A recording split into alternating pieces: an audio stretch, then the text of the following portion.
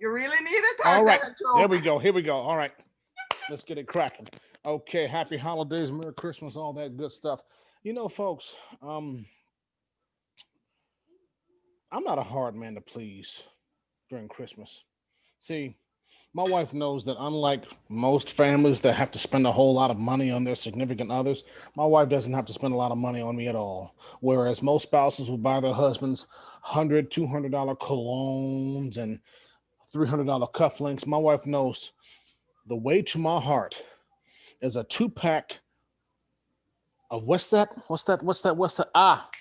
Two-pack of body wash from Costco. Yes.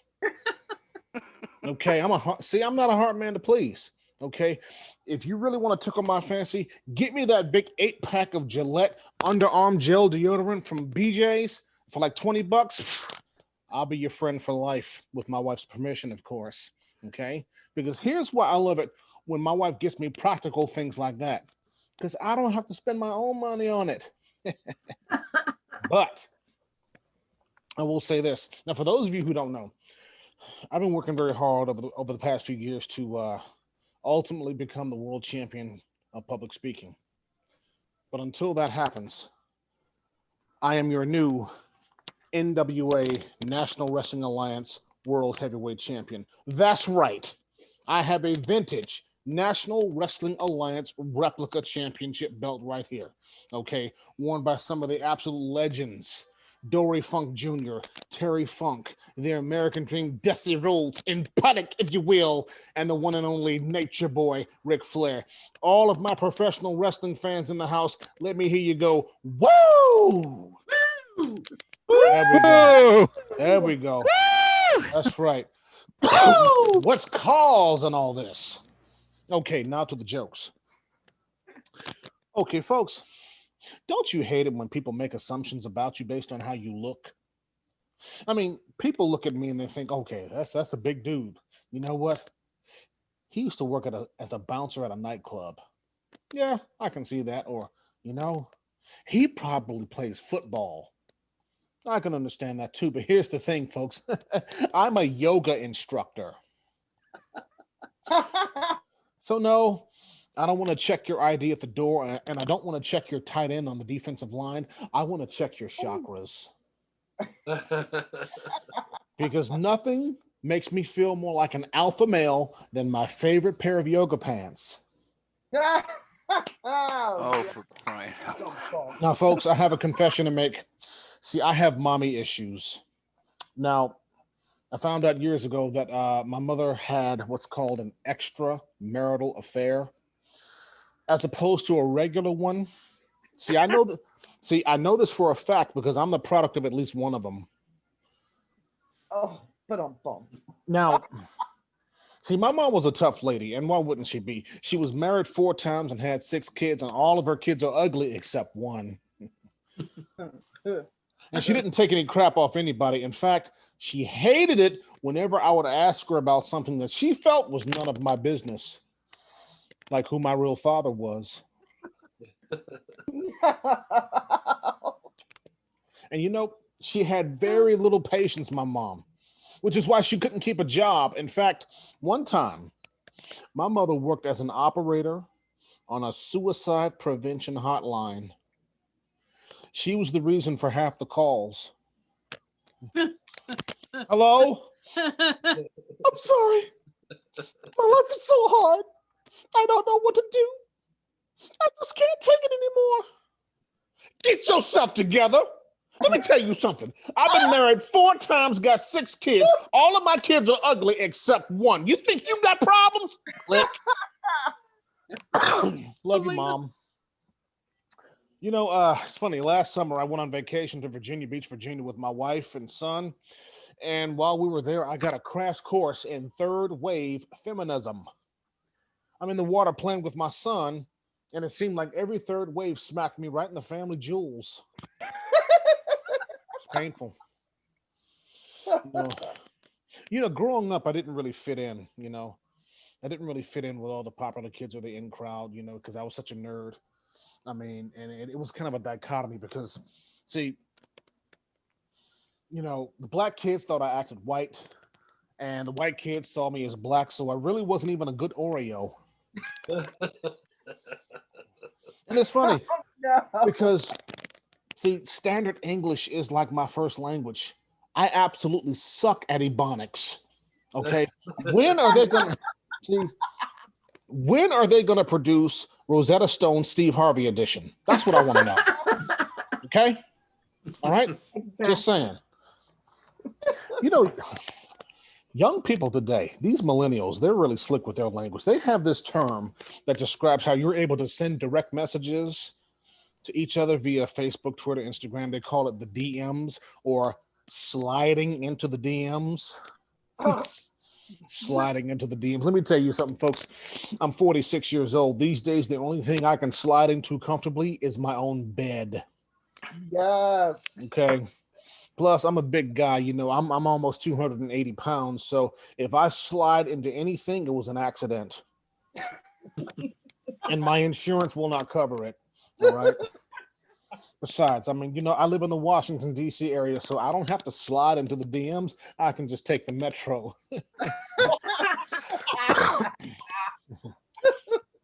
What else is going on? You know what? I'm sorry. Political correctness has gotten out of control in our country, all right?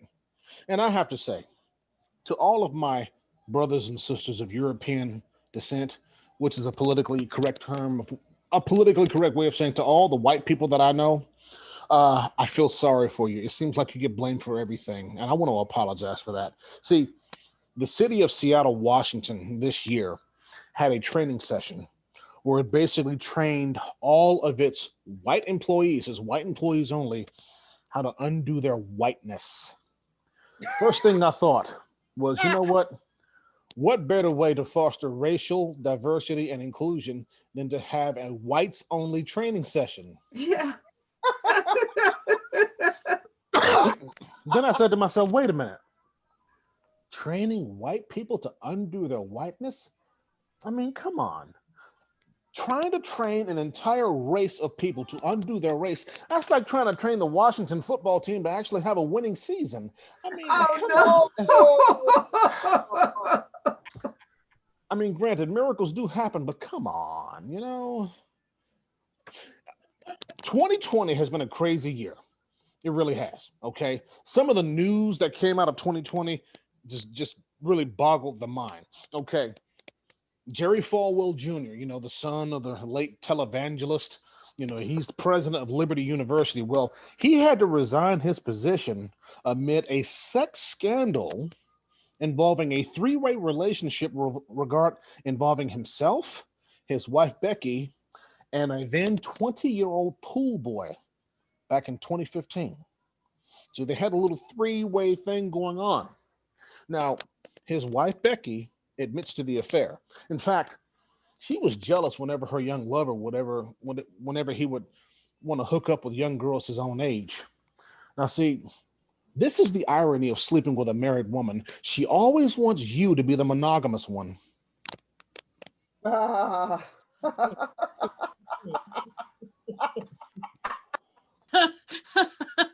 We're gonna let that one marinate. Yeah, let it marinate. Yeah, let it marinate. You know, what else is going on? You know, young people, these millennials, they are so sensitive.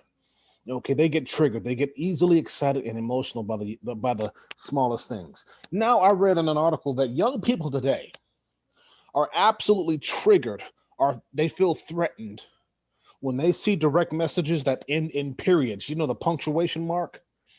They feel threatened by a period because they feel that's a sign of aggression. I mean, I guess I can understand how young people feel threatened by anything that scares them, or any certain words or phrases that might, strike terror into their hearts.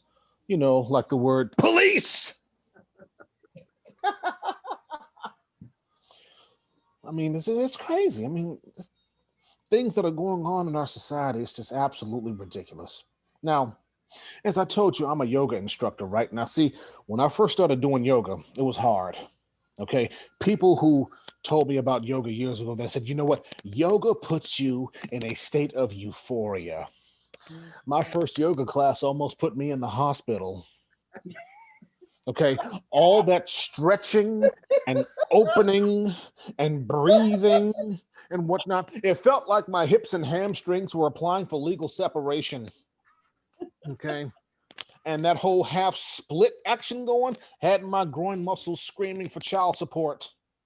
But now I love yoga. In fact, I'll say this proudly. As an African American man, my yoga practice opens me up in ways a police cavity search never could.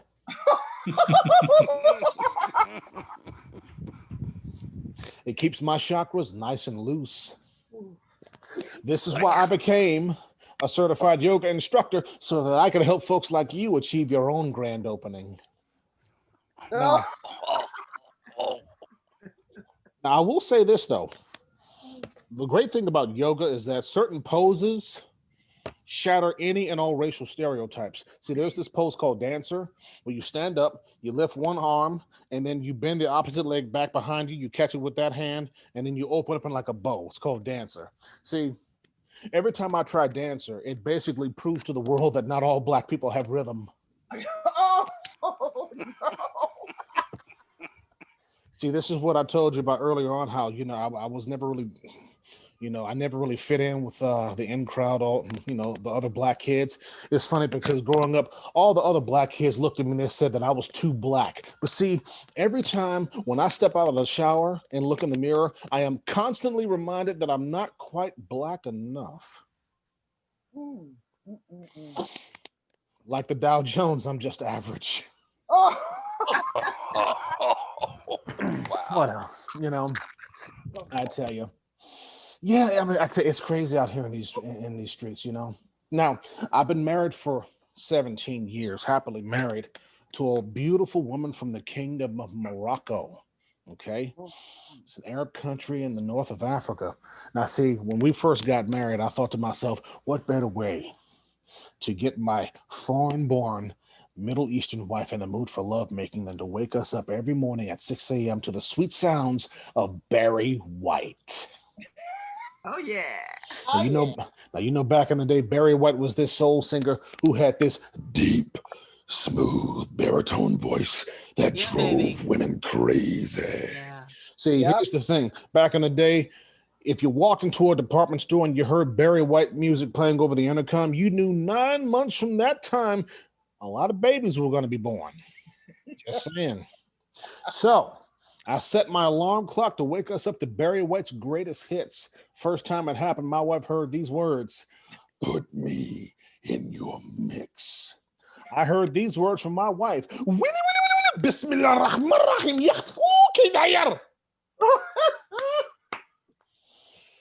See, this is the thing about being married to a foreign-born spouse. You don't have to speak your wife's native language to know when she's cussing you out. Uh-huh. Mhm. Yeah. See, since we're all Toastmasters and most of us are Toastmasters, I had an idea. Imagine being having a Toastmasters meeting at like Def Comedy Jam. Can you just picture that? Okay. Can you imagine DL Hughley being Toastmaster of the day and just insulting everyone else? Okay. Who would be here's the thing. How could you be the grammarian? It's like, okay, here's my grammarian's report. DL, okay, you use 5. What's up, dog? You use 3. You know what I'm saying? You use 6. What the hell are you talking about? And you used about 8. Nah, I mean, hey, that just wouldn't fly, Well, you know what? Here's what I'm going to do for you good folks. Since this is a Toastmasters event, I'm going to give a Toastmaster speech. Now, don't worry. It's a humorous speech. I've won some awards for it. And it has a great message and it's going to make you laugh. Now, the official title of this speech is called A Sense of Urgency. But over the past couple of years, the unofficial title of this speech is called The Bones Speech. Some of you have heard of the Bones Speech, right? So, who would like to hear the Bones Speech? Say, whoo! Ooh. Thank you. Woo! Thank you very much. Okay. I love your woo. Woo! Okay, we're gonna work on that though. Okay, we'll work on that. So Time, here, time, I'm out of time. time. Yes, time. Oh crap. Anyway, The bone speech. okay. Do I have time for the bone speech? Go ahead. Make it fast. Thank you. All right, here we go. Phalanges, metatarsals, talus, tibia, fibula, patella, femur. Those words represent the first time in my life I experienced a sense of urgency. One that not only sparked a lifelong love of learning, but also taught me a thing or two about what you lose by fitting in versus what you gain by standing out. Fellow Toastmasters and friends, fellow bone aficionados, let me tell you about the time I memorized all 206 bones of the human body in 3 days. September 1985. I had just started middle school as an 11-year-old sixth grader in my hometown of Cleveland, Ohio, when one day my mother told me that we were moving to Birmingham, Alabama, so that my mom could take care of my grandmother. Later on that month, Mom and I packed up and relocated to the deep South, where I had to enroll in a new school, make new friends, and for the first time in my life, learn to speak with an accent. My next challenge as the new kid in school was getting caught up on all of my schoolwork. Case in point, sixth grade science class, where Mr. Ezel, the bearded, stoic science teacher Monday through Friday, and as I soon discovered, ordained Baptist preacher on Sunday morning, was teaching the class the various systems of the body, the nervous system, the muscular system, etc. By the time I arrived, the class was on the skeletal system. Ah, yes, the lovely bones. Apparently, after only 3 weeks, none of the students had studied, nor could anyone recite all of the bones of the body, and Mr. Ezel was feeling some kind of way, zoanthropic, if you will. At that moment, I felt my first sense of urgency to learn the skeletal system as quickly as possible and would use the upcoming 3-day weekend to do so. Now, before the age of the internet, there was the age of the encyclopedia. My grandmother had a beautiful leather-bound set in her living room china cabinet. On a Thursday evening, I took them all out and spread them across her dining room table. Then I spent all day Friday, all day Saturday, and all day Sunday delving into the bones, drawing pictures, drafting diagrams, and taking copious notes long before I even knew what the word copious meant.